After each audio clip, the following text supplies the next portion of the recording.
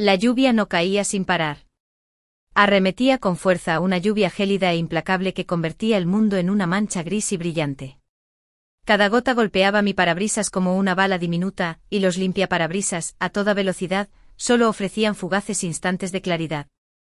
Apreté el volante con fuerza con los nudillos blancos, mi atención centrada en las luces traseras del coche que tenía delante, dos ojos rojos y borrosos que me guiaban a casa. ¡A casa! La palabra se sentía vacía, un cascarón al que regresaba por costumbre, no por deseo. La discusión de esta mañana con Julián había sido silenciosa y acalorada. Sin alzar la voz, solo palabras cuidadosamente elegidas para herir. Se había olvidado de nuestra cena de aniversario. Lo es. Pero esta vez al mencionarlo su suspiro fue de profunda irritación, como si mi necesidad de un poquito de romance fuera un capricho infantil. Lara, sé razonable. La cuenta de Kensington es una bestia. Estoy enterrado. ¿Sabes lo importante que es esto? Lo sabía. Siempre lo supe. La cuenta de Kensington, la fusión con Pembroke, las revisiones trimestrales. Eran las amantes que siempre estaban primero, sus exigencias más urgentes, su presencia más cautivadora que la mía. Me había convertido en un accesorio de mi propia vida, la esposa tranquila y comprensiva que mantenía viva la vida del hogar mientras él conquistaba el mundo corporativo. Me dolía la rodilla con un latido sordo, un dolor fantasma de una vieja lesión de esquí en la universidad que siempre se recrudecía con el frío y la humedad. Era un recordatorio constante y discreto de una época en la que era más atrevida, más yo misma. Antes de adoptar la forma pulcra y aceptable de la esposa de Julián. Estaba casi en la salida hacia nuestro barrio cuando vibró mi teléfono en el asiento del copiloto. Un mensaje de Julián iluminó la pantalla. Llego tarde. No me esperes despierto. La simpleza del asunto, la absoluta falta de disculpas o afecto, fue una última y pesada piedra añadida a la balanza que llevaba meses, quizá años, inclinándose. Sentí que algo dentro de mí, un último y frágil hilo de esperanza, se rompía. Las lágrimas me nublaron la vista, mezclándose con la lluvia al otro lado del cristal. Parpadeé furiosamente.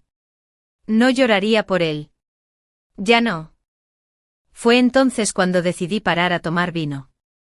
Un Cabernet grande, intenso y carísimo, que me tomaría sola en un baño de burbujas mientras escuchaba música que él odiaba.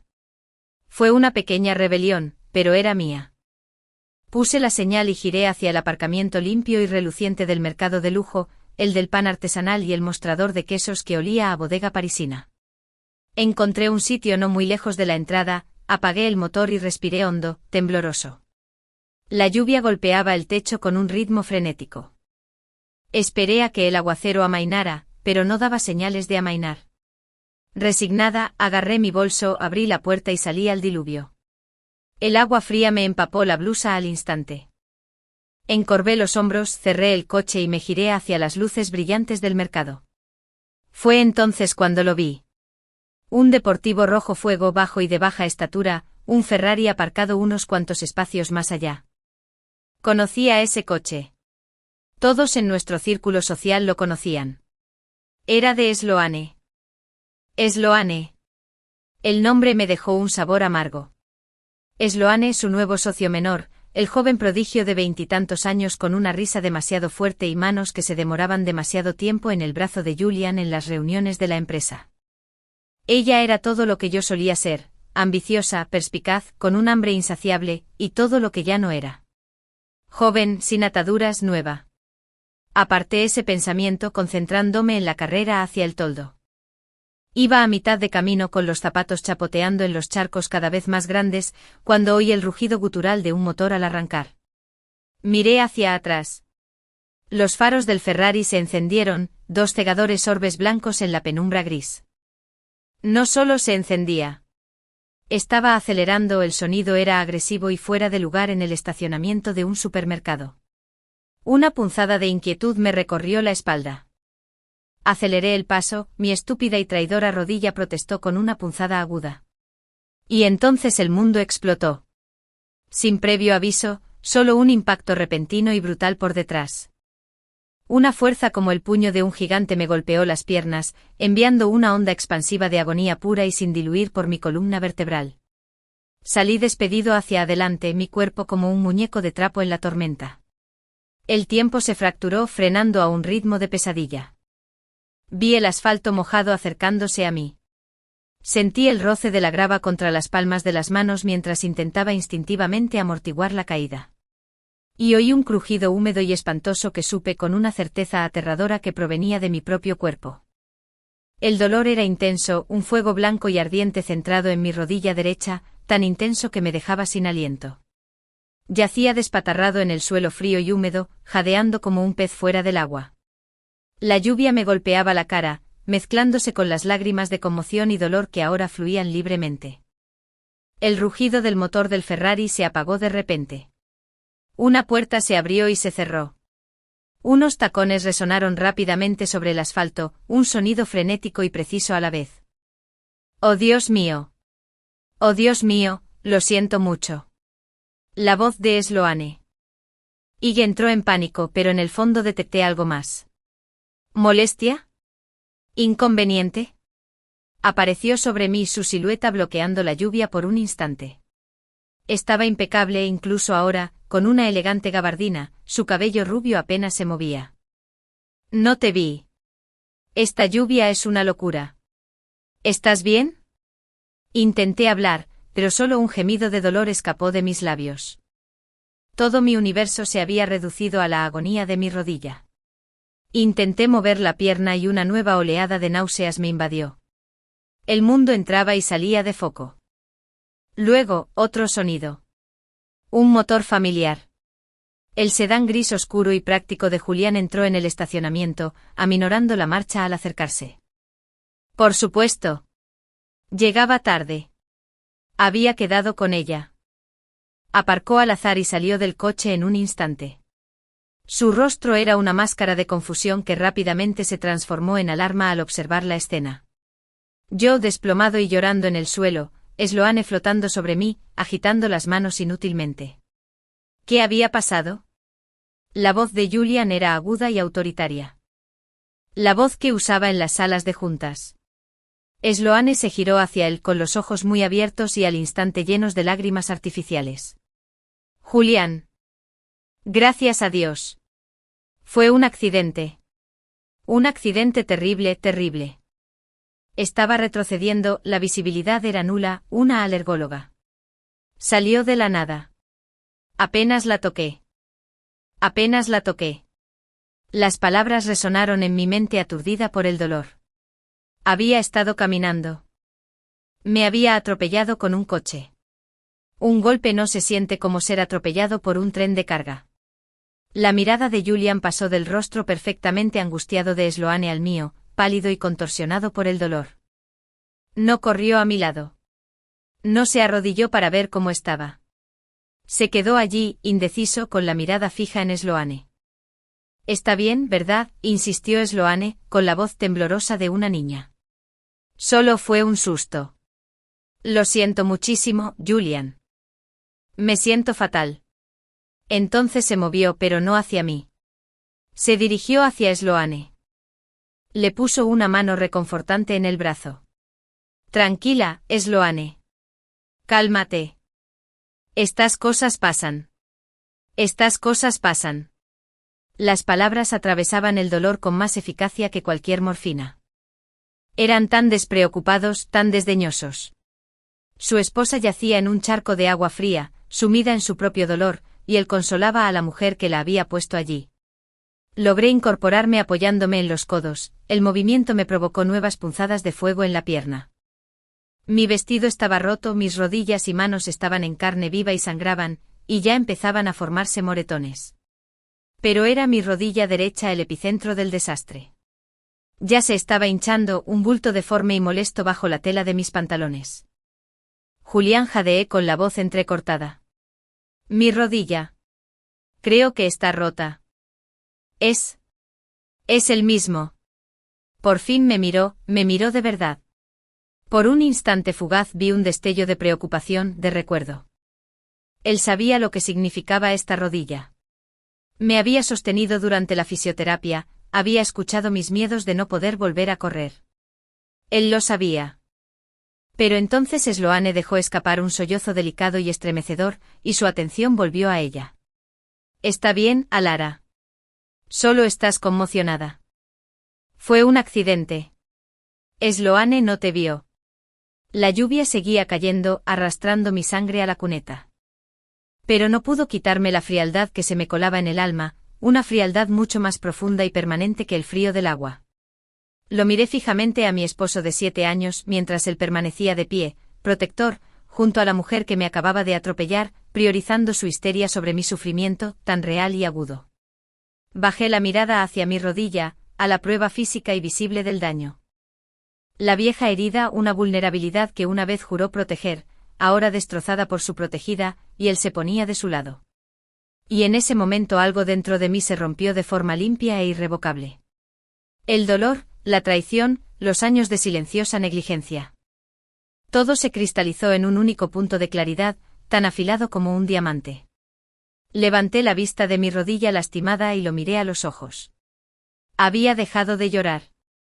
Mi rostro era una máscara de agua de lluvia y furia serena.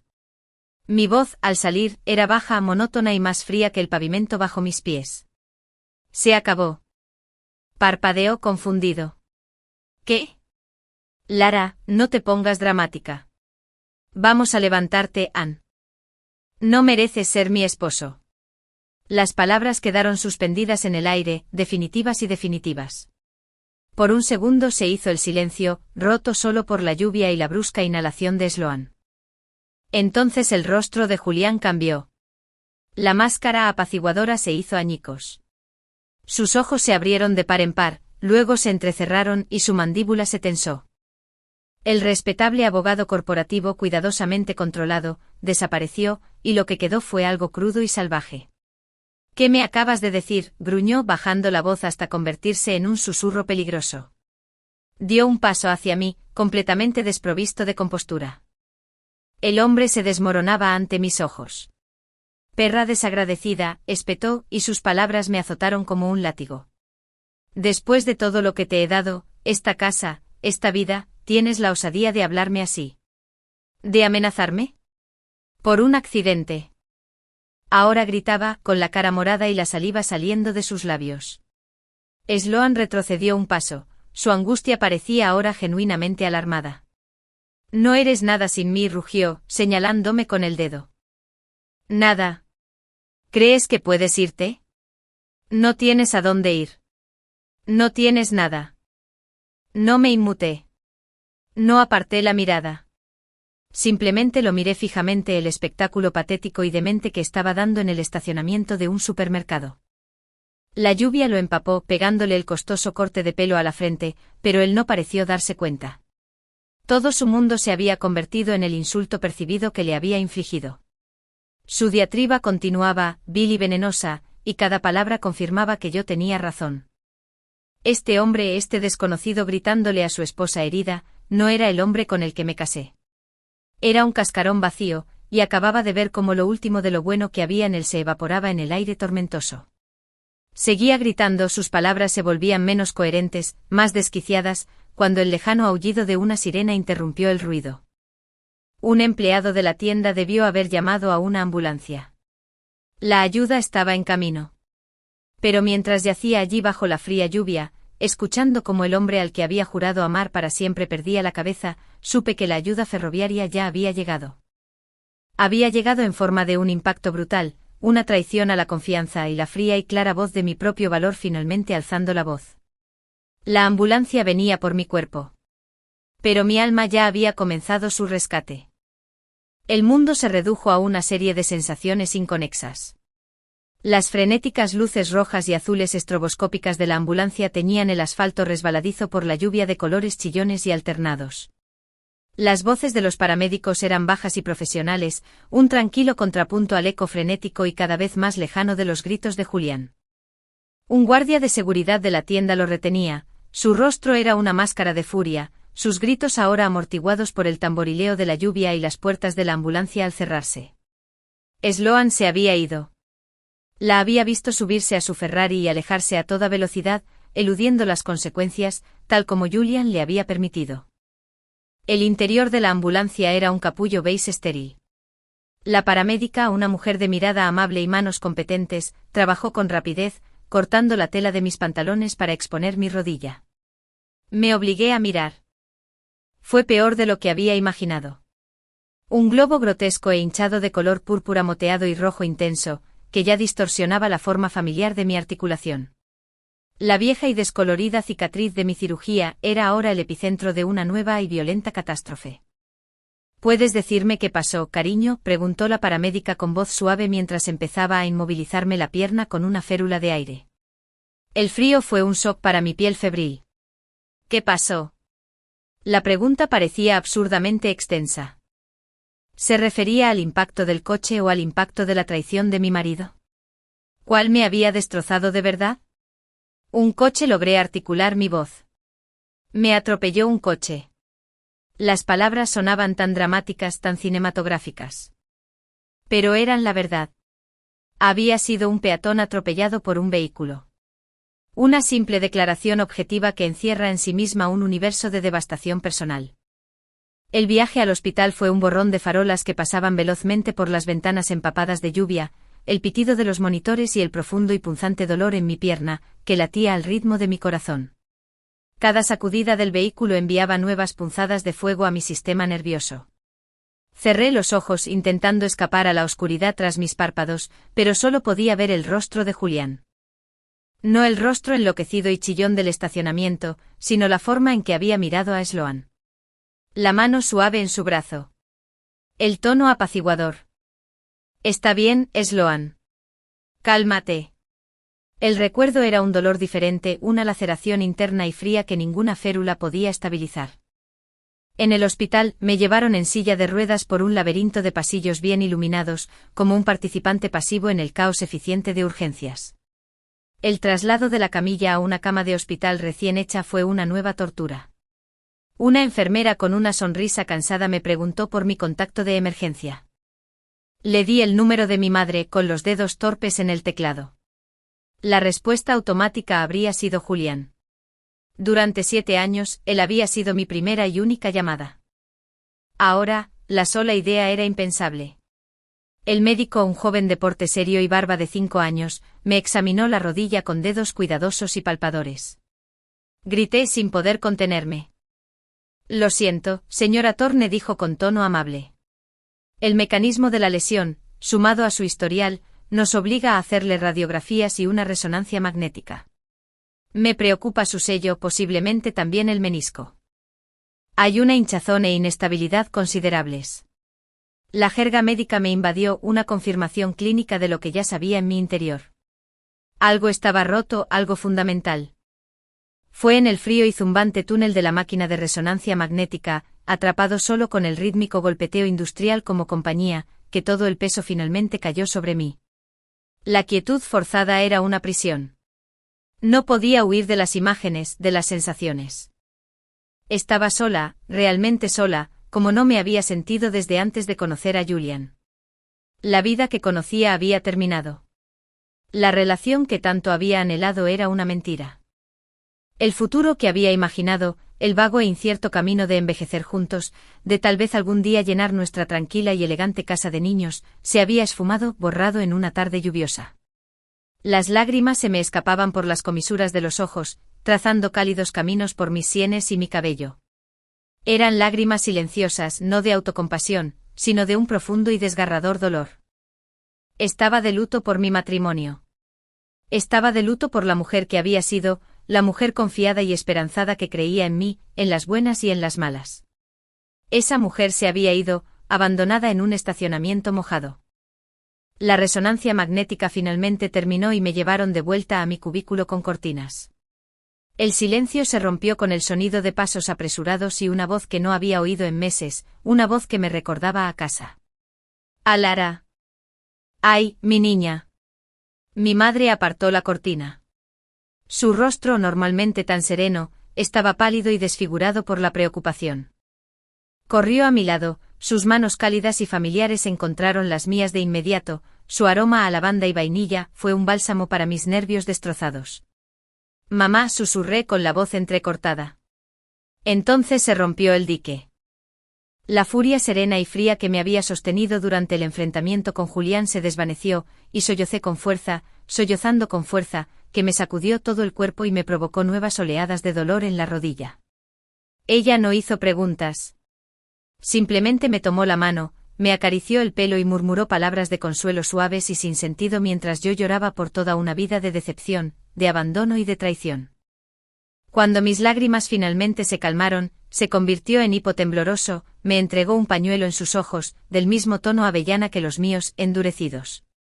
Ahora, dijo con voz tranquila pero firme, cuéntamelo todo. Y lo hice. Le conté sobre la lluvia, sobre el auto de Sloane, sobre el impacto. Y luego le conté sobre Julian. Su llegada. Su elección. Sus palabras. Está bien, Sloane. Estás conmocionada. No eres nada sin mí.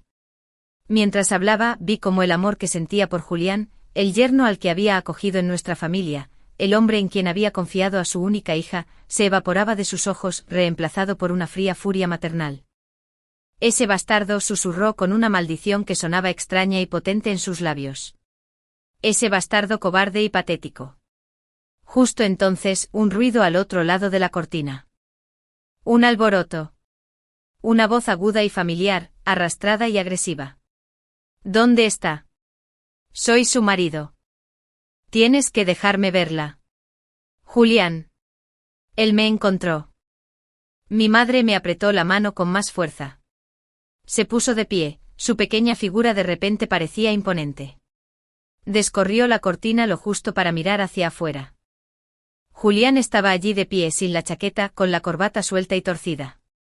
Tenía el pelo revuelto y los ojos desorbitados, inyectados en sangre. Olía a lluvia y, sin lugar a dudas, a whisky. Había estado bebiendo. Julián, dijo mi madre con una voz gélida. No eres bienvenido aquí. Parpadeó concentrándose en ella con dificultad. Marilyn. Necesito ver a Alera. Necesito explicarlo. Está exagerando. Fue un malentendido. ¿Un malentendido? La voz de mi madre era peligrosamente baja. Tiene una rodilla posiblemente destrozada. Lo atropelló un coche.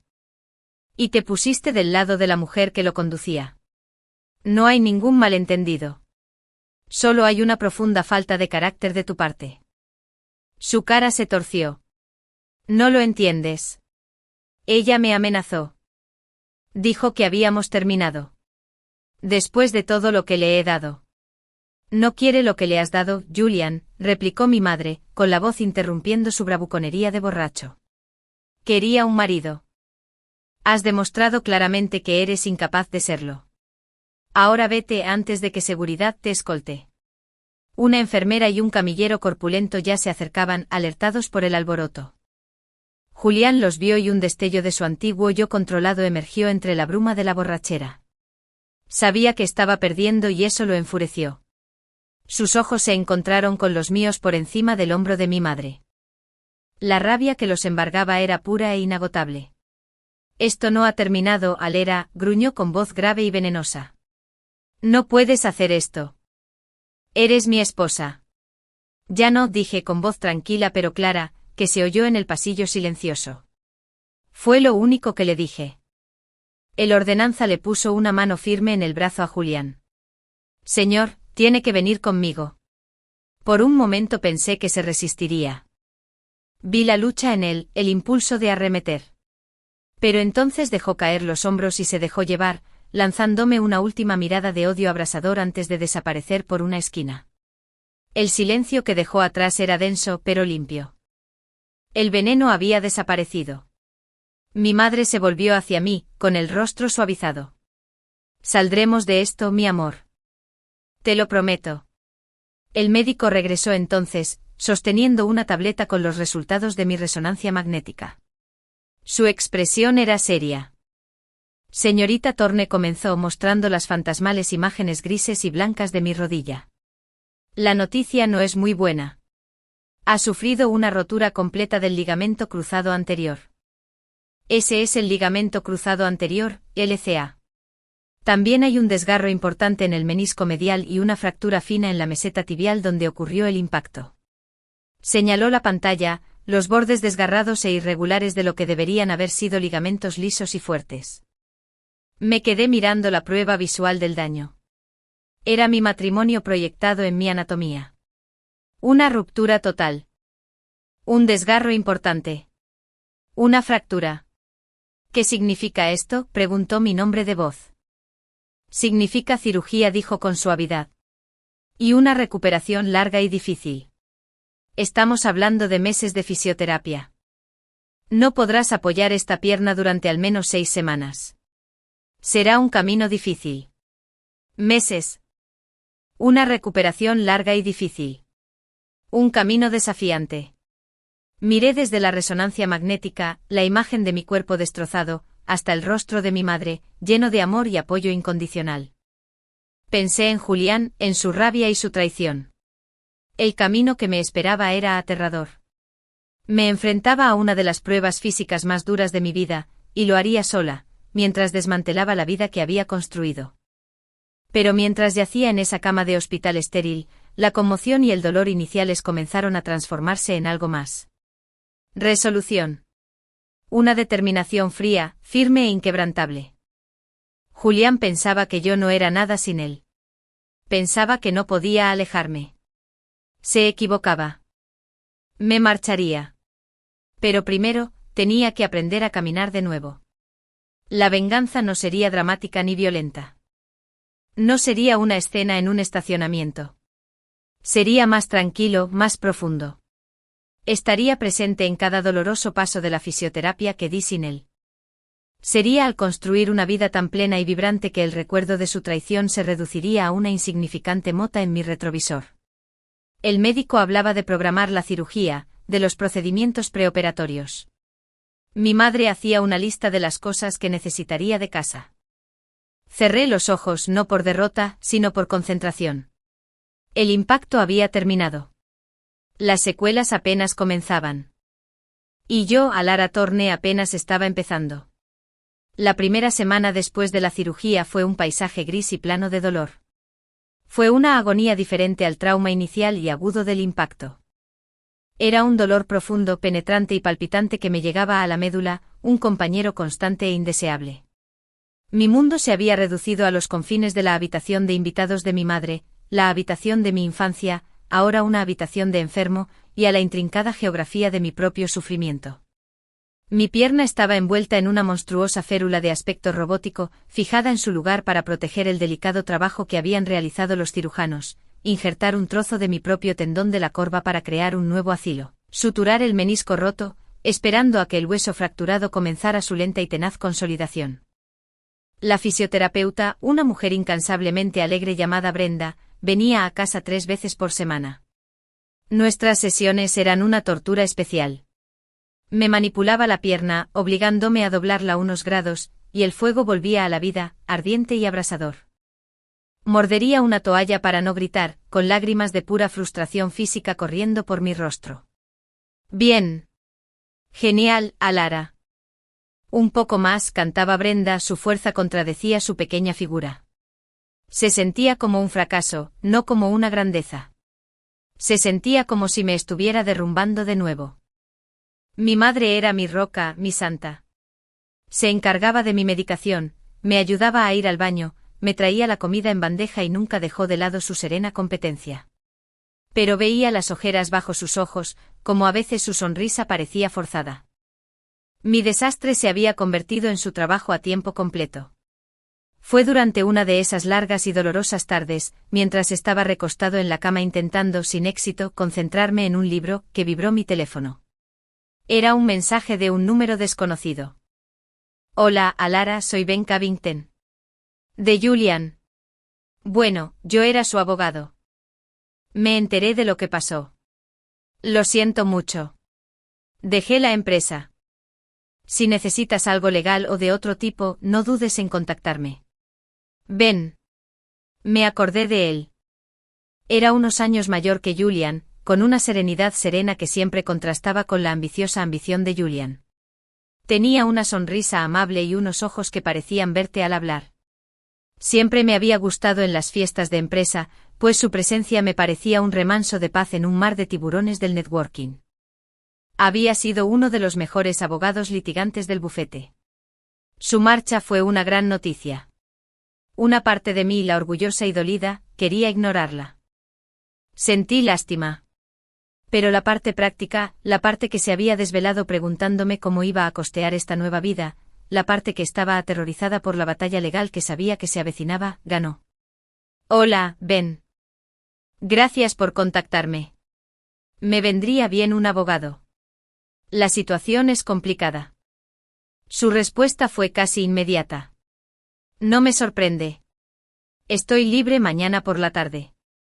Puedo ir contigo si te resulta más fácil. El alivio fue tan profundo que sentí como un calor físico que me recorría el pecho. Sí, por favor. Casa de mi madre. ¿Las 3 de la tarde? Nos vemos entonces. Al día siguiente sentí una especie de nerviosismo que no tenía nada que ver con el dolor. Le pedí a mi madre que me ayudara a cambiarme la ropa deportiva y ponerme unas mallas limpias y presentables y un suéter suave. Me cepillé el pelo y me puse un poco de crema hidratante, intentando quitarme la palidez de inválida de la cara. Me parecía absurda aquella vanidad, pero necesaria. Necesitaba sentirme como Lara Thorne, una mujer capaz de contratar a una abogada, no solo una paciente, una víctima. Ben llegó puntual con una bolsa para el portátil y una cajita blanca de mi pastelería favorita. Pensé que estarías harta de la comida de hospital, dijo con una sonrisa tímida, entregándome la caja. Dentro había 2 croissants de almendra hojaldrados perfectos. Fue un gesto tan simple y considerado. Me destrozó más que cualquier gran muestra de apoyo. Se me llenaron los ojos de lágrimas. Gracias, logré decir con voz ronca. Oye, no, dijo en voz baja acercando una silla a la cama. Su presencia era serena, firme. No llenó el espacio con clichés ni con pasión vacía. Simplemente se sentó, permitiendo que el silencio fuera cómodo. Durante la siguiente hora hablé. Le conté todo, desde la lenta erosión de mi matrimonio hasta el cataclismo en el estacionamiento. Le conté sobre la posterior aparición de Julian borracho en el hospital, los mensajes de texto acosadores que desde entonces se habían reducido a un silencio amenazante, el único mensaje de voz amenazante de su nueva abogada, una pitbull llamada Margaret St. James, exigiendo que regresara al hogar conyugal o enfrentara las consecuencias. Ben escuchaba atentamente, tomando algunas notas en su portátil, pero sobre todo observándome con expresión neutral, pero con la mirada absorta en cada palabra. Cuando terminé emocionalmente agotado, se recostó en su silla. Primero, habló con voz firme. No eres nada sin él. Tienes una maestría en Historia del Arte, dirigiste el departamento de galería de la casa de subastas durante 5 años antes de irte para apoyar su carrera, y has gestionado tu propia y exitosa consultoría de arte paralelamente durante los últimos 3. Eres una mujer capaz e inteligente que ha sido sistemáticamente socavada por un narcisista. Sus palabras fueron como una llave girando en una cerradura oxidada. No solo había escuchado mi relato del accidente. Me había visto. Había olvidado mi yo. En segundo lugar, continuó desde un punto de vista legal, su comportamiento es un regalo. ¿Y yo? Sí, fue acusado tras el incidente en el hospital. El abuso verbal presenciado por el personal médico, su abandono en un momento crítico y su coerción económica pintan un panorama muy claro. Tenemos la sartén por el mango. ¿La sartén por el mango para qué?, pregunté sintiéndome pequeña y perdida de nuevo. Por tu libertad, dijo simplemente. Solicitaremos el divorcio, obviamente. Por abandono constructivo y crueldad. Pero, de manera más inmediata, necesitamos asegurar tu independencia financiera. Presentaré una solicitud de manutención conyugal temporal y el uso exclusivo de la vivienda conyugal. Él puede permitirse un apartamento, tú actualmente no. Y necesitas un lugar seguro y estable para recuperarte. La idea de volver a esa casa con sus habitaciones resonantes y los fantasmas de un matrimonio fallido me ponía los pelos de punta. No la quiero, susurré. No quiero nada de él. Ella, dijo Ben con voz suave pero firme. No se trata de querer. Se trata de justicia. Se trata de que él asuma la responsabilidad de la vida que construyó contigo y luego la destrozó. No puede desecharte y quedarse con los cubiertos. La ley es el andamiaje sobre el que construirás tu nueva vida. Déjame ayudarte a construirla con fuerza. Andamiaje. La palabra resonó. Mi cuerpo estaba en un soporte. Un andamio que sujetaba mis partes rotas mientras sanaban. Ahora necesitaba el equivalente legal. Bueno, dije respirando hondo. Oye, ¿qué hacemos primero? Pasamos la siguiente hora repasando los detalles. Cuentas bancarias, inversiones, la hipoteca, el valor del arte que coleccionábamos juntos. Ben era metódico, respetuoso y sumamente competente. Vio todo el campo de batalla, no solo la escaramuza del accidente. Mientras recogía sus cosas para irse, se detuvo en la puerta. Hay una cosa más. Sloan. Me estremecí al oír el nombre. El informe policial lo cataloga como accidente, dijo Ben. Pero dadas las circunstancias, la relación, la falta de una disculpa adecuada, la respuesta de Julian, podríamos considerar una demanda civil contra ella por negligencia, tal vez incluso por causarle daño emocional intencionalmente. Sería una pelea, pero es una opción. Algo en qué pensar. Venganza. La palabra quedó suspendida en el aire sin ser pronunciada. La idea de arrastrar a Sloan por el tribunal fue momentánea y oscuramente satisfactoria. Pero también agotadora. Me ataría a ellos, a ese momento, durante años. No sé, dije con sinceridad. Ahora mismo, solo quiero liberarme de ellos. Ben asintió como si esperara esa respuesta. Entonces, en eso nos centraremos. La libertad primero. Tras su partida, la habitación se sentía diferente. El aire era más limpio. El camino que tenía por delante seguía siendo empinado y doloroso, pero por primera vez pude ver un camino. Ben me había dado un mapa y una espada. Mi madre entró a recoger las tazas. Parece un buen hombre, dijo en voz baja. Sí, coincidí mirando por la ventana el sol del atardecer. Es un muy buen abogado. No me refería a eso, cariño, dijo ella, y salió de la habitación. Miré la férula en mi pierna, la evidencia blanca y descarnada de mi fractura. Pero por primera vez desde el impacto, no me sentía rota. Me sentía en construcción. La demolición estaba terminada. El trabajo sucio y doloroso de limpiar los escombros estaba en marcha. Y ahora, gracias a Ben, se estaban colocando las primeras piezas sólidas del andamio. Iba a construir algo nuevo. Y sería inquebrantable. El primer paso no fue un paso en absoluto. Fue un traslado estremecedor, humillante y empapado en sudor desde el borde de la cama hasta la silla de ruedas. Mi madre y Brenda, la terapeuta, me rodeaban con sus manos como una jaula de apoyo, pero asfixiante mientras yo usaba los brazos, temblorosos por el esfuerzo para mover mi pierna, pesada y bloqueada por la férula, y el resto de mi cuerpo unos centímetros más hacia la silla. El simple acto me dejó jadeando con una capa fresca de sudor frío en la frente, y el fuego fantasma de mi rodilla se avivó hasta convertirse en un fuego sordo y rugiente. Excelente, Elara. Brenda sonrió radiante como si acabara de escalar una montaña. Sentí como si cayera en. Esta era mi vida ahora. Una vida que no se medía en kilómetros ni hitos, sino en centímetros y traslados agonizantes. El andamiaje legal de Ben se estaba construyendo con asombrosa eficiencia. Se había presentado la solicitud de pensión alimenticia temporal. La respuesta de Julian a través de su abogada, Margaret St. James, fue un torrente predecible de veneno, negaciones, contraacusaciones de inestabilidad emocional por mi parte y una lucha feroz contra la compra de la casa. Intentaban replantear la historia, presentándome como una mujer histérica que había reaccionado exageradamente a un simple accidente automovilístico y que ahora intentaba arruinar económicamente a su pobre y trabajador esposo. Fue una forma de manipularme con un bloc de notas y me dieron ganas de gritar. Pero Ben se mantuvo imperturbable. Es pura pose, dijo durante una de nuestras llamadas, ahora diarias, con su voz como un ancla tranquila en mi tormenta de frustración. Están intentando desconcertarte. Saben que los hechos no les favorecen. El cargo por conducir bajo los efectos del alcohol por sí solo socava considerablemente su credibilidad. Además, estaba lidiando con la pesadilla del seguro derivada del accidente. La empresa de Sloan se estaba demorando, cuestionando la gravedad de mis lesiones, insinuando que estaba exagerando un incidente menor. Las respuestas de Ben fueron concisas, legalmente irrefutables, y me aseguró que eventualmente los obligaría a pagar.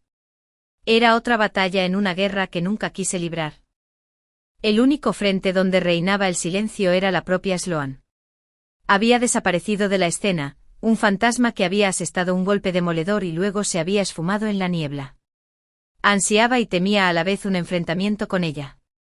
¿Qué iba a decir siquiera? Las palabras se sentían demasiado pequeñas para el dolor que ella había contribuido a crear. Una semana después de la visita de Ben, estaba sentada junto a la ventana de la sala viendo cómo el mundo seguía sin mí. Los niños montaban en bicicleta. Los vecinos paseaban a sus perros. La vida transcurría en un universo en movimiento del que yo estaba exiliado. La autocompasión era un jarabe espeso y empalagoso, y me ahogaba en él. Mi teléfono vibró. Era Ben. ¿Cómo va la fisioterapia? Bajé la vista hacia mi monstruosa férula, hacia los músculos de mi muslo que ya empezaban a atrofiarse, volviéndose blandos y desconocidos. Un infierno lento y especial. Respondí. Su respuesta llegó un momento después. Lo siento. Sé que es duro. Pero tú eres más duro. Recuerda que el objetivo no es estar libre de dolor ahora mismo. El objetivo es simplemente mejorar un grado con respecto a ayer. Un grado. Me aferré a eso. Era una métrica más pequeña y manejable. No tenía que correr un maratón. Solo tenía que sobrevivir a la siguiente sesión de Brenda sin llorar. Solo tenía que llegar al baño con muletas sin caerme. Un grado. Esa misma tarde mi madre me ayudó a subir al coche para una cita de seguimiento con el traumatólogo. Era la primera vez que salía de casa desde que regresé del hospital. El mundo fuera de la ventana era demasiado brillante, demasiado ruidoso, demasiado rápido. Me sentía frágil, como un fantasma convaleciente observando el mundo de los vivos. El cirujano estaba satisfecho con la estabilidad mecánica de la rodilla. Los injertos estaban prendiéndose. El hueso estaba cicatrizando. Todo fue muy clínico, muy positivo. Entonces pronunció las palabras que tanto temía y anhelaba: fracaso. La semana que viene empezaremos a desbloquear la órtesis. 5 grados de flexión para empezar. Y vamos a probar con la carga de peso. El corazón me latía con fuerza en las costillas. Cargando peso. Parecía un mito, algo que les había pasado a otras personas en los cuentos. La idea de confiar en esa articulación destrozada, en ese conjunto de ligamentos destrozados y hueso magullado, para sostenerme me parecía la más pura locura. La semana siguiente, el día del gran desbloqueo, llegó con la solemnidad de la ejecución. Brenda estaba allí con su alegría casi desquiciada. Mi madre rondaba en la puerta, intentando parecer despreocupada, pero fracasando estrepitosamente. «¿Está bien, Elara?» «Respira hondo», dijo Brenda, con las manos en los diales de mi aparato. Esto podría resultar extraño. Extraño era un eufemismo. El clic de la cerradura al abrirse fue el sonido más fuerte que jamás había oído. Entonces, mientras me ayudaba suavemente a doblar la pierna, la sensación fue una violenta distensión extraterrestre. No era el dolor agudo de la lesión inicial, sino una profunda protesta estructural. Un grito de tendones y músculos que habían estado sujetos a una camisa de fuerza rígida y aterrorizada durante semanas. Sentí como si me desgarraran la rodilla desde dentro. Jadeé viendo estrellas. Bien. Bien. Son 5 grados. Mira eso. Brenda cantó. 5 grados. No fue nada. Lo fue todo. Fue la primera y aterradora constatación de que mi pierna podía volver a moverse, de que no era un monumento congelado para siempre de aquella noche. Entonces llegó la verdadera prueba. Me colocaron las muletas. Con Brenda y mi madre a cada lado, me impulsé hacia arriba, con los brazos temblando violentamente por el esfuerzo. Me puse de pie con la pierna sana cargando todo el peso, y los dedos de la pierna lesionada rozando apenas el suelo. Bien, dijo Brenda con voz tranquila y firme.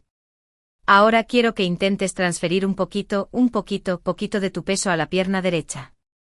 Lo justo para que sientas el suelo. Negué con la cabeza, con el pánico subiendo por mi garganta. No puedo.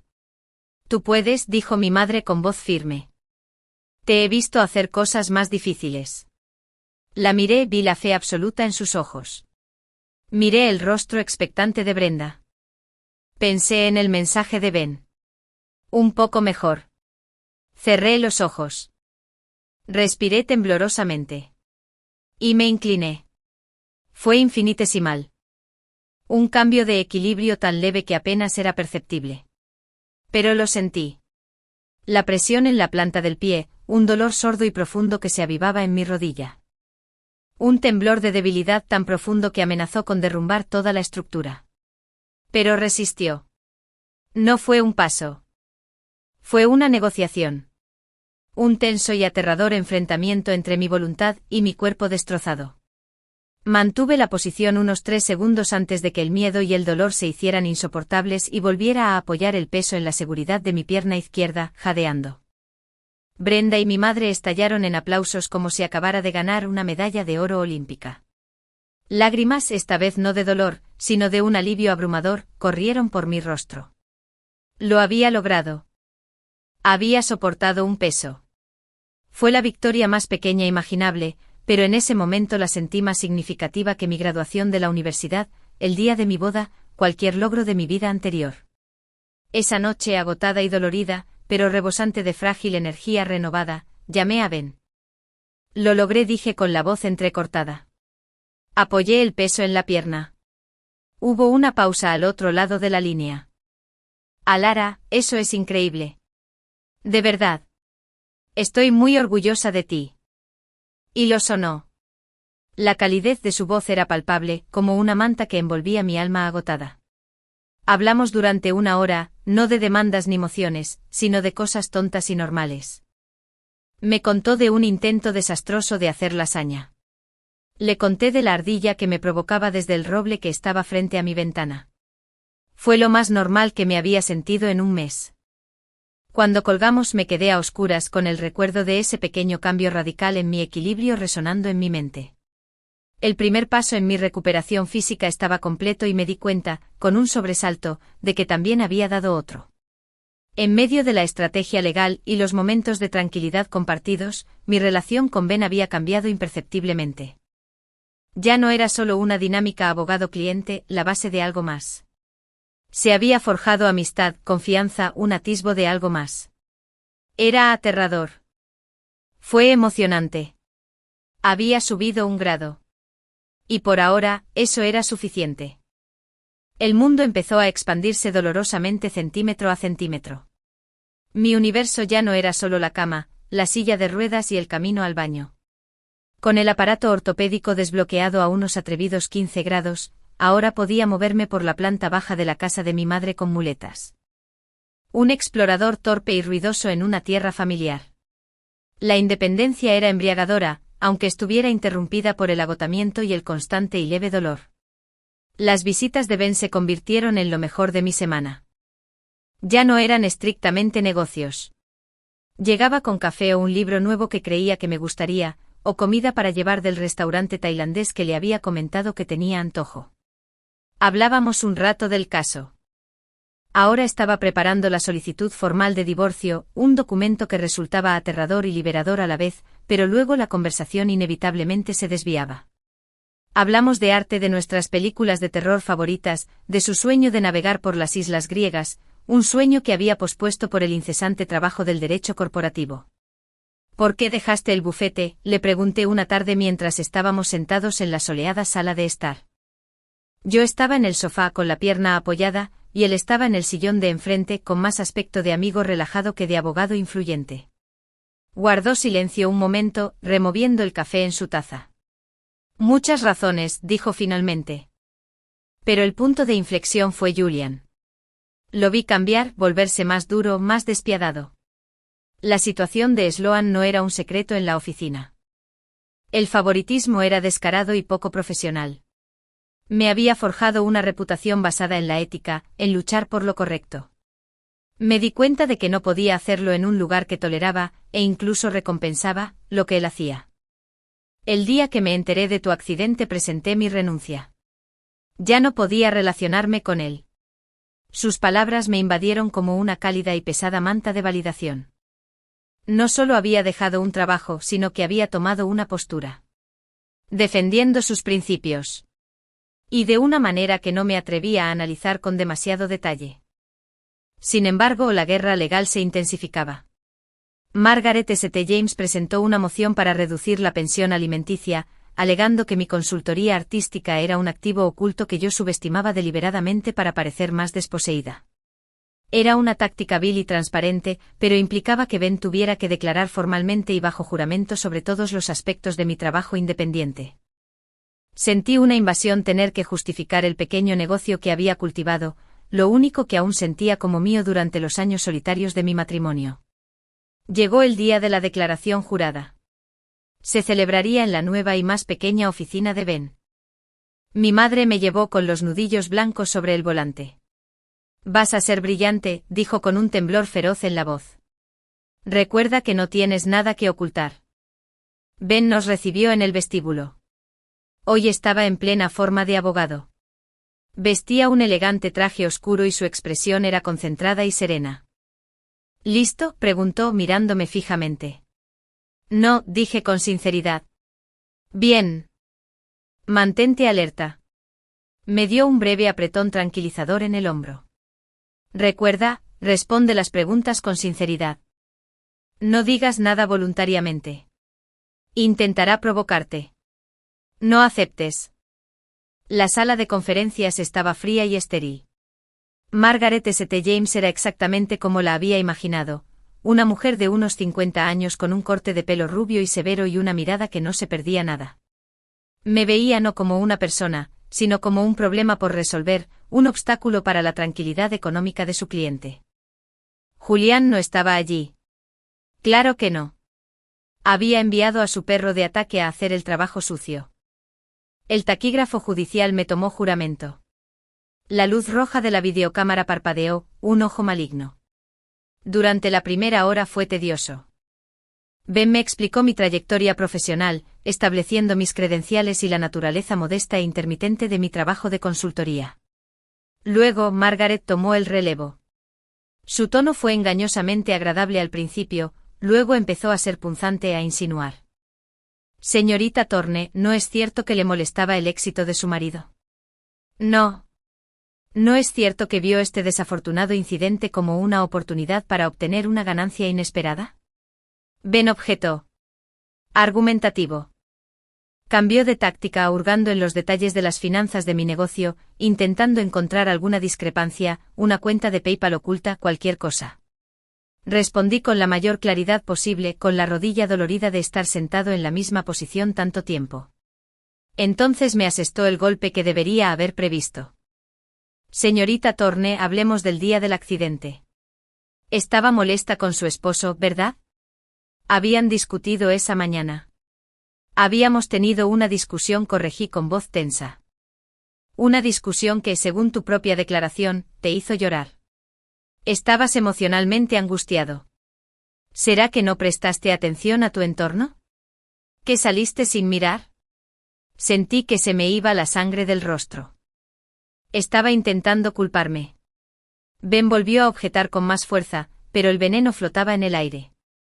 Simplemente estoy estableciendo el estado mental del demandante, dijo Margaret con suavidad, con una leve sonrisa en los labios. Cogió un control remoto. Me gustaría presentarlo como prueba 12. Imágenes de seguridad del mercado. Se me paró el corazón.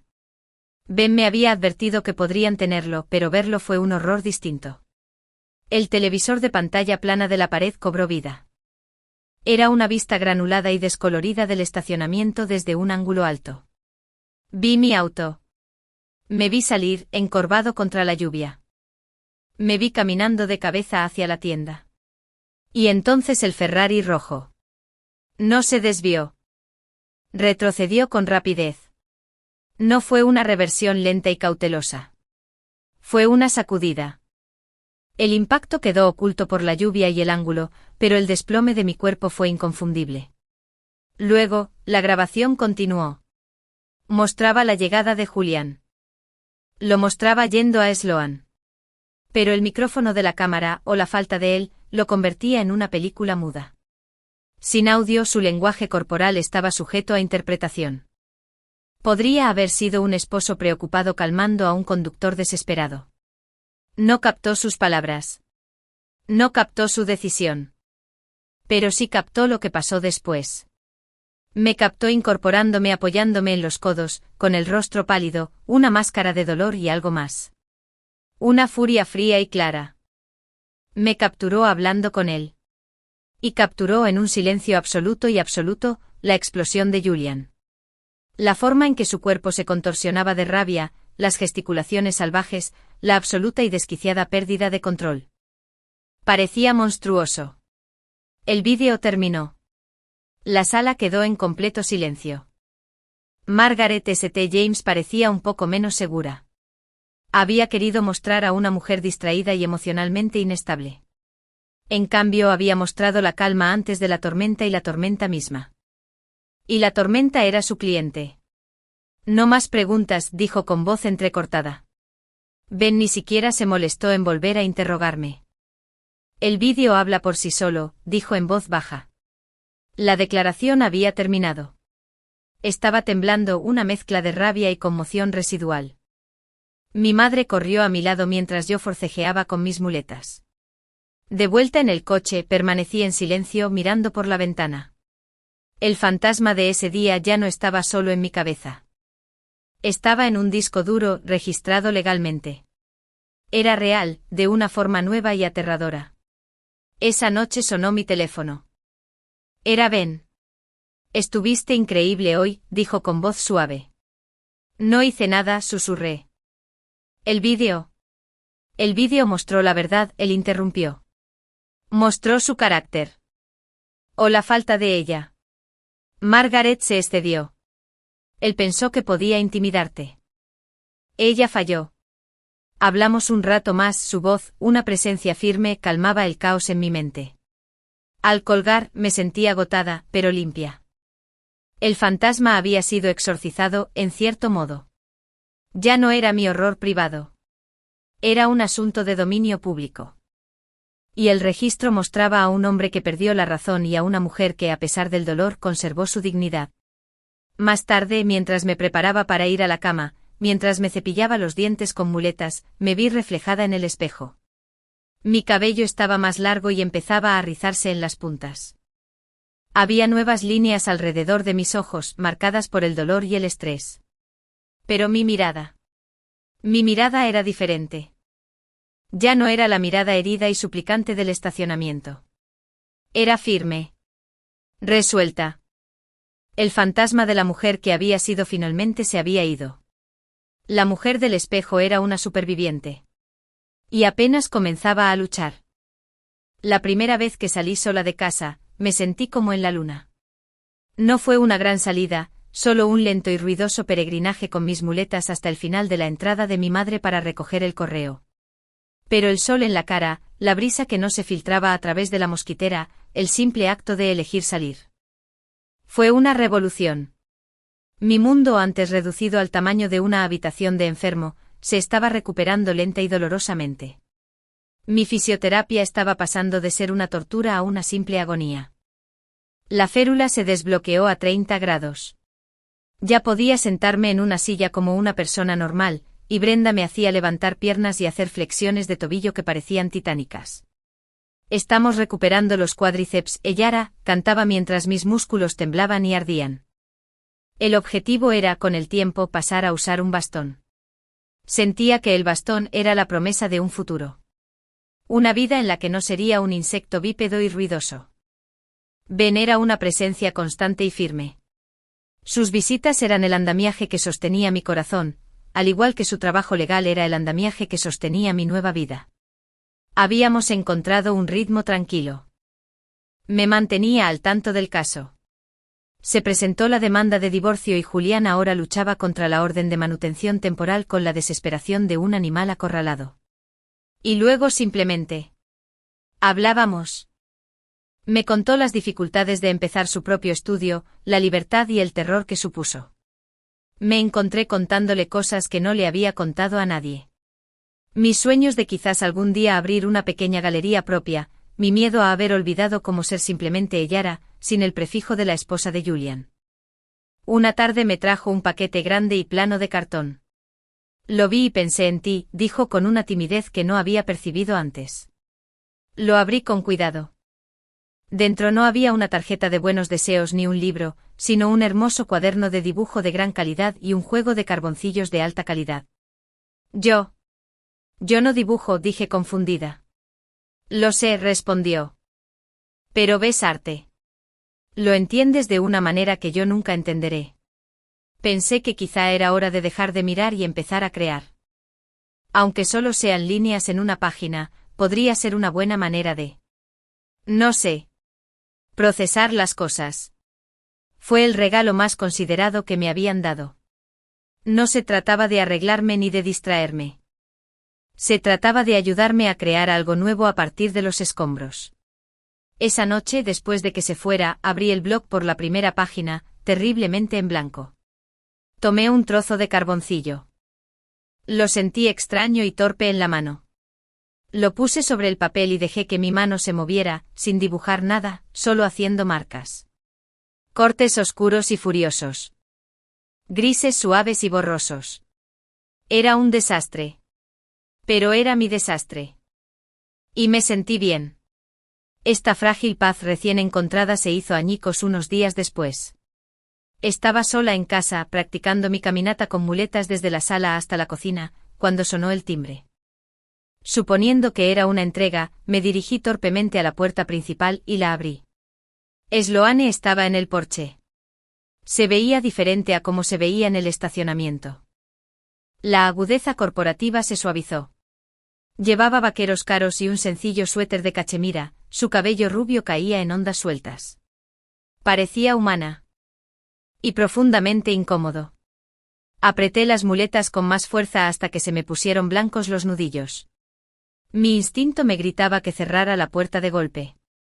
Pero me quedé paralizada, atrapada por mi propia inmovilidad y una curiosidad morbosa y furiosa. Elara, dijo en voz baja. ¿Podemos hablar un minuto? No hay nada de qué hablar, dije con la voz más fría que pude. Creo que sí, insistió, bajando la vista hacia mi pierna inmovilizada, con un destello de lo que parecía genuina angustia en su rostro. Por favor. 5 minutos. Solo. Necesito decir esto. No me moví. No la invité a pasar. Pero no cerré la puerta. Era la mayor invitación que podía recibir. Respiró temblorosamente. Lo que pasó fue un accidente. Un accidente terrible y estúpido. Pero lo siento muchísimo. ¿En serio? No dije nada. El silencio se prolongó pesado y acusador. Cambió de postura, incapaz de sostener mi mirada por un instante. Las cosas con Julian se salieron de control. Nunca se suponía que así fuera. Su voz se fue apagando, agitando la mano vagamente. No es el hombre que creía. El hombre que describiste en la declaración. No era quien se presentaba. Solté una risa amarga. Bienvenido al club. Sus ojos se clavaron en los míos, abiertos como platos. Lo terminé. Después de la declaración. Verlo así en el vídeo, la forma en que hablaba de ti fue enfermizo. Le dije que se había acabado. La miré fijamente intentando encontrarle el ángulo a la manipulación. ¿Era una estratagema? ¿La había enviado Julián para ablandarme? Pero parecía realmente conmocionada. Estaba allí, en el porche de mi madre, intentando tranquilizar su conciencia. No se trataba de mí. Se trataba de ella. ¿Y viniste aquí a decirme eso?, pregunté con la voz helada. ¿Para limpiar tu nombre? ¿Para sentirte mejor y poder salir de esto con borrón y cuenta nueva? Me atropellaste con tu coche. Me fracturaste la rodilla, me rompiste los ligamentos. Desencadenaste una cadena de acontecimientos que destruyó mi matrimonio. ¿Y lo lamentas? Que lo lamentes no me recompone. Lo siento, no me devuelve los últimos 7 años de mi vida. Las palabras brotaron de mí no gritadas, sino pronunciadas con una intensidad silenciosa y devastadora. Yo no era la mujer histérica del relato de Julián. Yo era una fuerza de verdad fría y dura. Se estremeció como si la hubiera golpeado.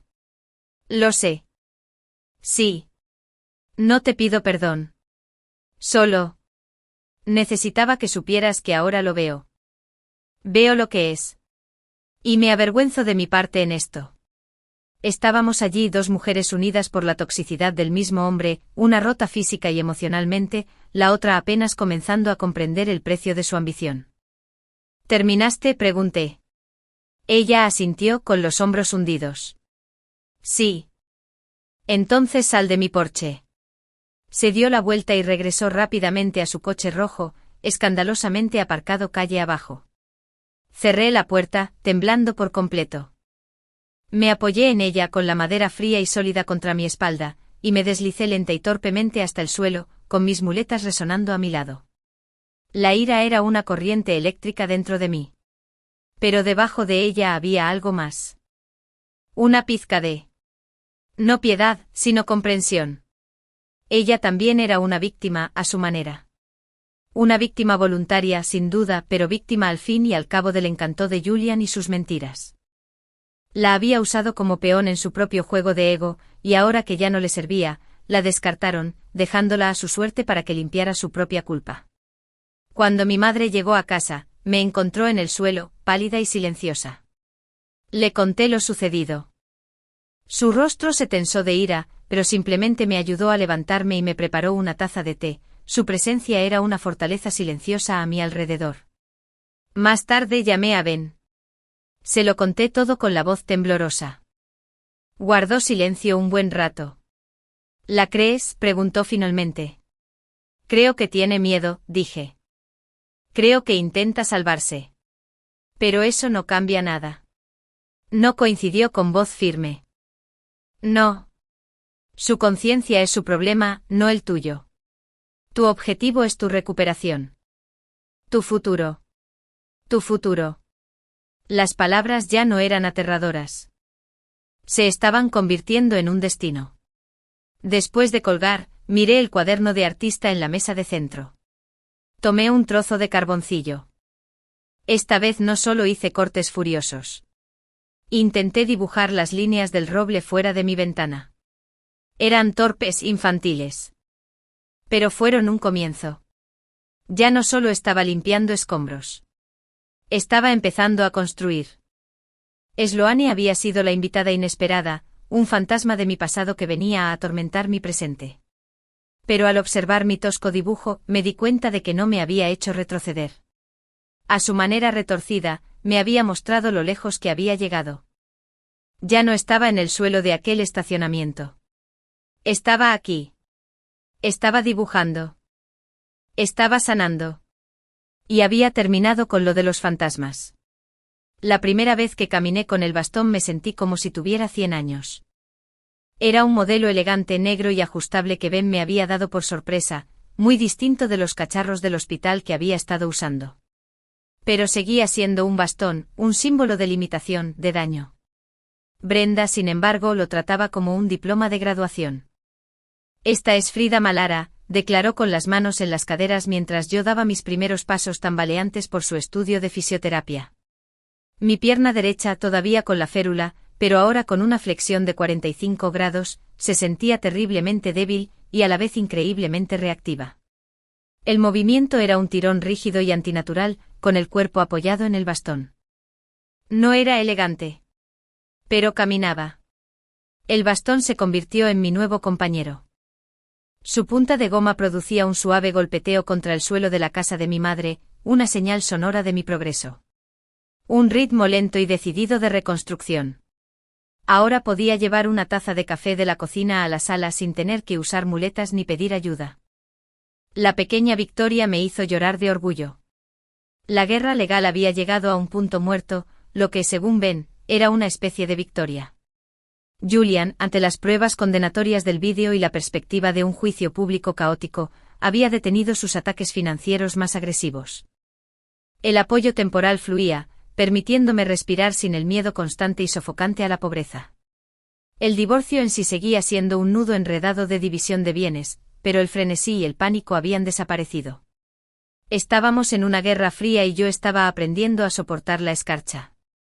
Ben y yo habíamos adoptado una nueva costumbre. Los domingos me recogía y me llevaba a dar una vuelta en coche. Empezó como una forma de sacarme de casa, pero se había convertido en algo más.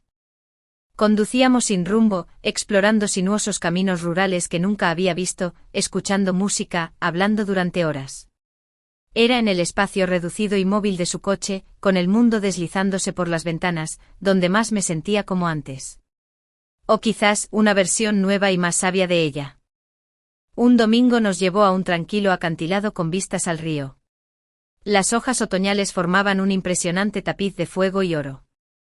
Me ayudó a bajar del coche con su mano cálida y firme en mi codo, y nos sentamos en un banco desgastado con mi bastón apoyado entre nosotros.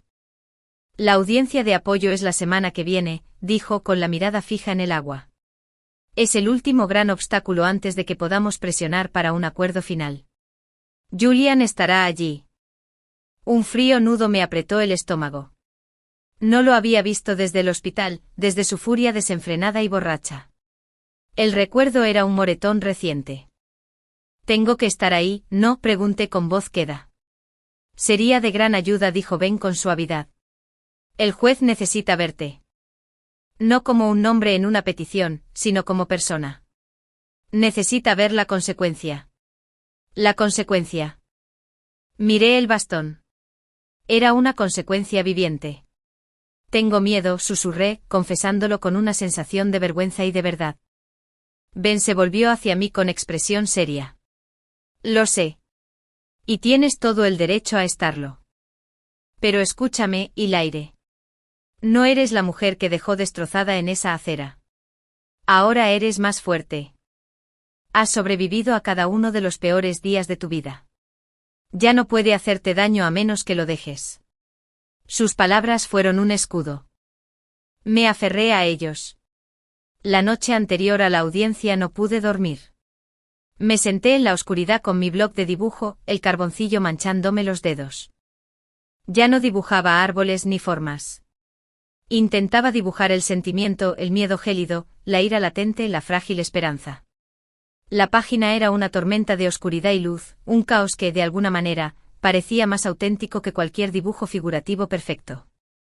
El juzgado era un monumento a la intimidación. Sus altos techos resonaban con los sonidos de un dolor sordo y la jerga legal.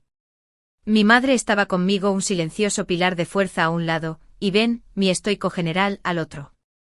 Caminé mi bastón golpeando firmemente el suelo de mármol, cada golpe una declaración: estoy aquí, estoy aquí, estoy aquí. Entramos en la sala del tribunal, y allí estaba él, Julian. Estaba sentado en la mesa de los acusados con Margaret St. James. Parecía disminuido. Su costoso traje estaba perfectamente entallado, pero le caía como si hubiera adelgazado. Su rostro estaba más delgado, más duro, sus elegantes líneas ahora se acentuaban con amargura. Parecía un hombre que había estado bebiendo su propio veneno durante demasiado tiempo. Se giró al entrar. Sus ojos, esos mismos ojos que una vez amé, encontraron los míos. Estaban planos, vacíos. No había disculpa ni remordimiento. Solo una evaluación fría y calculadora. Bajaron rápidamente hacia mi bastón y por una fracción de segundo vi un destello de algo, no culpa, sino molestia, como si mi lesión continua fuera una molestia personal para él. Ese destello extinguió cualquier rescoldo de miedo que aún me quedaba. Ben tenía razón. Este hombre no podía hacerme daño. Era demasiado pequeño. Comenzó la audiencia. Fue un asunto árido y procesal, con cifras y declaraciones juradas. Ben se mostró tranquilo y preciso, exponiendo la clara necesidad de apoyo continuo dada mi discapacidad y el largo tiempo de recuperación. Margaret St. James argumentó, pero sus ataques fueron acallados. Sabía que la jueza no simpatizaba con su causa. Entonces la jueza, una mujer de aspecto cansado y mirada penetrante, me miró. Señorita Thorne, ¿le gustaría dirigirse al tribunal? Era el momento. No había preparado un discurso. Ben me había dicho que hablara con el corazón si me sentía capaz. Miré a Julián. Tenía la mirada fija al frente con la mandíbula apretada, negándose a mirarme. Me incorporé apoyándome en mi bastón. El ruido del golpe contra el suelo resonó en la silenciosa habitación. Su señoría, comencé con voz clara y firme, lo cual me sorprendió. No quería estar aquí. Nunca quise nada de esto. Mi vida, mi salud, mi seguridad, me las arrebataron en un instante. El apoyo económico no es un premio. Es una necesidad. Es el medio para aprender a caminar de nuevo, para reconstruir una vida que quedó destrozada sin culpa mía. Solo quiero la oportunidad de volver a ser independiente. Esto dije señalando el bastón, no es un accesorio. Es mi realidad. Y le pido al tribunal que me ayude a garantizar que mi realidad incluya un techo y comida en mi mesa mientras lucho por esa independencia. Me senté con el corazón latiendo con fuerza. Mi madre me apretó la mano. Ben asintió levemente con orgullo. El juez ni siquiera dudó. Ella rechazó la solicitud de Julian de reducir la manutención y, en una decisión sorprendente, me concedió el uso exclusivo de la vivienda conyugal hasta que se formalizara el divorcio, alegando la necesidad de un entorno estable y familiar para mi recuperación. Fue un fracaso. Mientras nos levantábamos para irnos, Julian finalmente se volvió hacia mí. La máscara de calma había desaparecido. Su rostro estaba teñido de una rabia contenida tan potente que parecía vibrar el aire a su alrededor. Dio un paso hacia mí, pero Margaret le puso una mano en el brazo para contenerlo. Sus ojos se clavaron en los míos y habló con una voz grave y venenosa, dirigida solo a mí. ¿Te arrepentirás de esto, Celera? ¿Crees que has ganado? Esto no ha terminado. No me inmuté. No aparté la mirada. Simplemente lo miré al hombre al que una vez juré amar para siempre, y no sentí nada. Ni rabia, ni odio, ni siquiera lástima. Solo un silencio inmenso y vacío. Es para mí, dije con voz tranquila y definitiva. Me giré golpeando el mármol con mi bastón a un ritmo constante mientras me alejaba de él. No miré atrás. Salí de la sala, de la sombra de su toxicidad, hacia un futuro incierto pero completamente mío.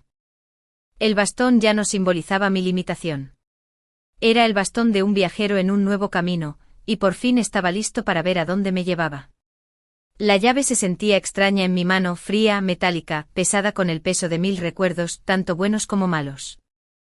Me encontraba en el porche impecable de la casa que compartía con Julián, la casa de la que huí meses atrás, un ser roto con muletas. Ahora estaba de pie con el bastón y la férula había desaparecido, reemplazada por una manga de compresión funcional, aunque todavía fea. Era un convaleciente que regresaba al campo de batalla tras el fin de la guerra. Ben estaba a mi lado, una presencia silenciosa y firme. No tienes que hacer esto hoy, dijo con voz suave. Podemos desalojar el servicio. No tienes que volver a poner un pie aquí. Negué con la cabeza apretando la mandíbula. No, tengo que hacerlo. Este fue el exorcismo final.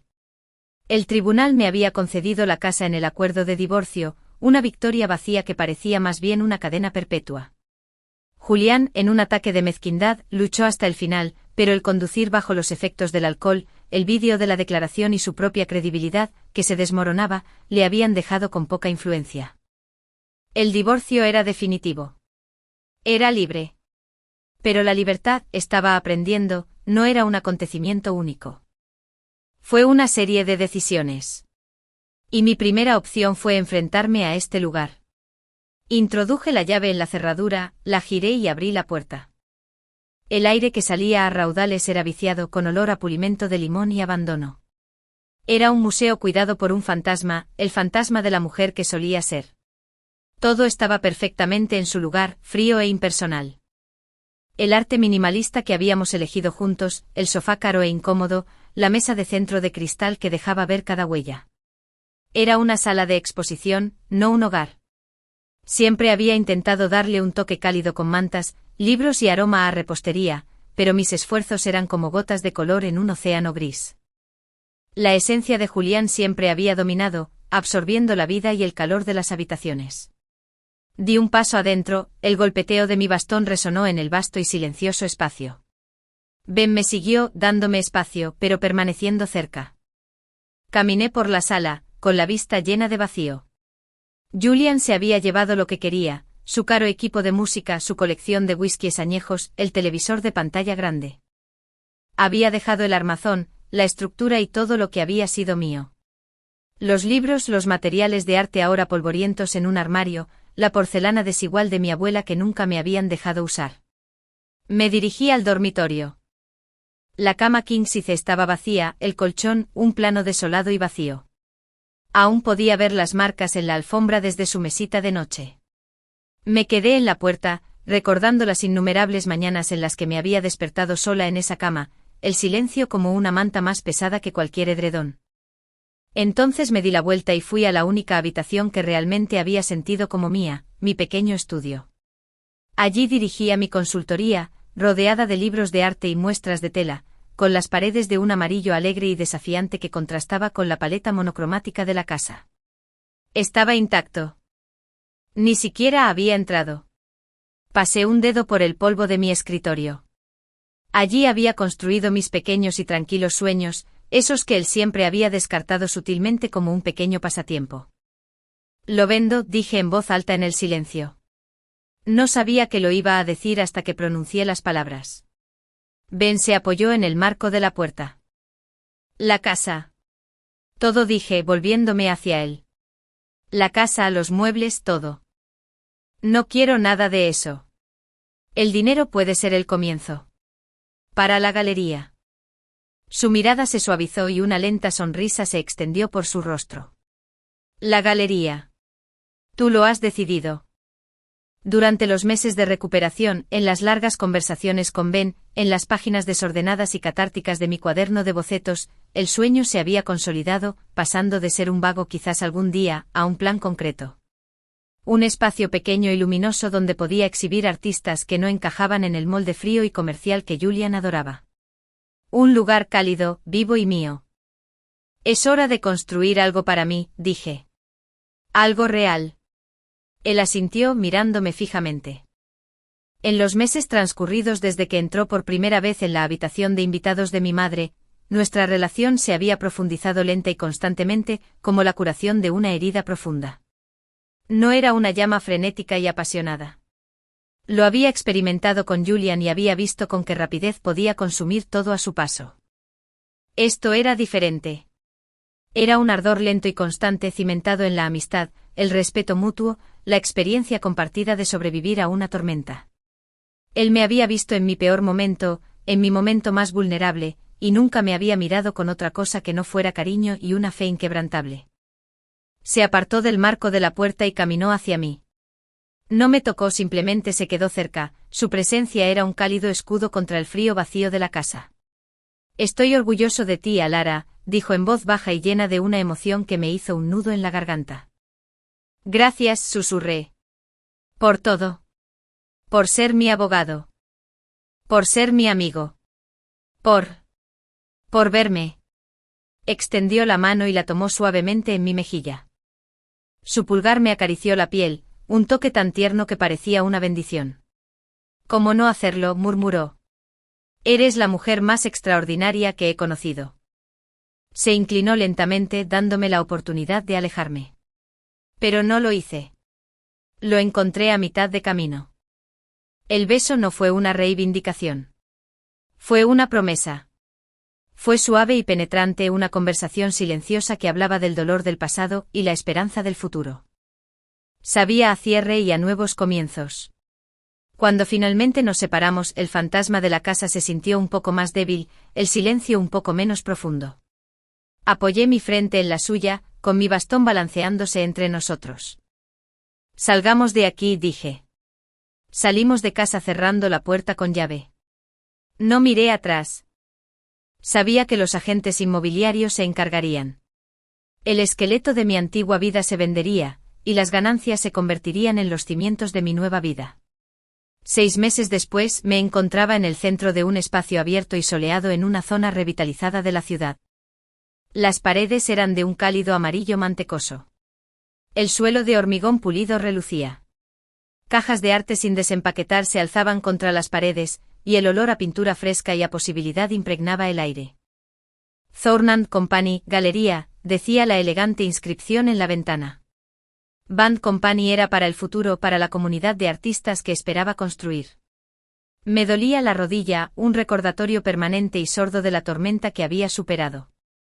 Aún cojeaba un poco y el médico dijo que tal vez nunca desapareciera del todo. Pero ya no necesitaba el bastón. Me sostenía solo.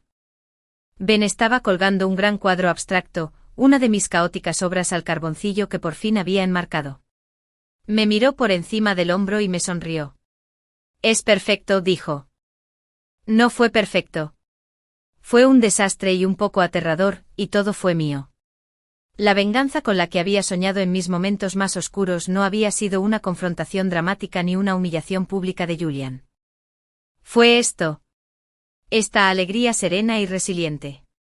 Esta vida, construida con mis propias manos, rodeada de una belleza en la que creía, y amada por un hombre que vio la fuerza en mis cicatrices.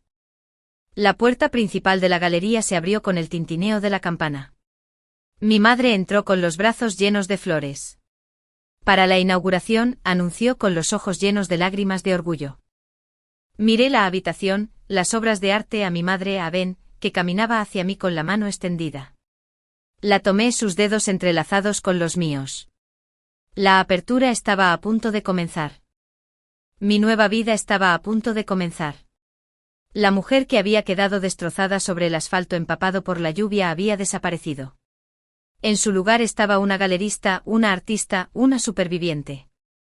Había tomado la traición de mi esposo y la violencia de su amante y las había transformado en algo fuerte, hermoso y completamente mío. La venganza fue una vida bien vivida. Y fue solo el comienzo. El fin.